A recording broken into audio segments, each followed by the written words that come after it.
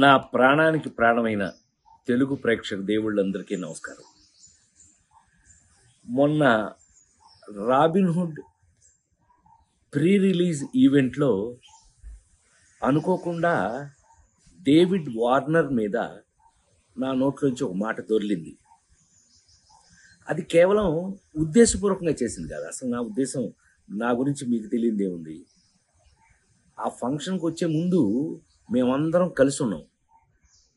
ఎంత అల్లరి చేశాము అని అంటే గనక, నితిన్ని అతన్ని మీరంతా నాకు పిల్లలు లాంటి వాళ్ళు అన్న అంటే గట్టిగా వాటేసుకుని, నేను మెదలకుండా ఉండకుండా, నువ్వు యాక్టింగ్ చేస్తున్నావు కదా, నువ్వు యాక్టింగ్లోకి రా, నీ సంగతి చెప్తానన్నా. అంటే అతను అన్నాడు, మీరు క్రికెట్లోకి రండి, మీ సంగతి చెప్తానన్నాడు. ఇలా మ్యాక్సిమం అల్లరి చేసాము. అల్లరి చేసి ఆ ఫంక్షన్కి వచ్చాము. ఏది ఏమైనా I love David Warner. I love his cricket. David Warner love our films, love our acting. So మేము, నాకు తెలిసి ఒకళ్ళకి ఒకళ్ళం బాగా క్లోజ్ అయిపోయాం.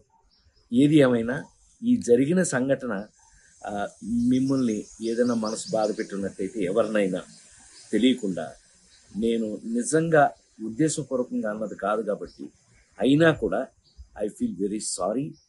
నేను మీ అందరికీ సారీ చెప్తున్నాను. అలాంటిది ఇంకెప్పుడు జరగకుండా చూసుకుందాం మనం. కానీ 28వ తారీఖున రాబిన్హుడ్ సినిమా మాత్రం తప్పకుండా చూడండి, మా అందరి కోసం.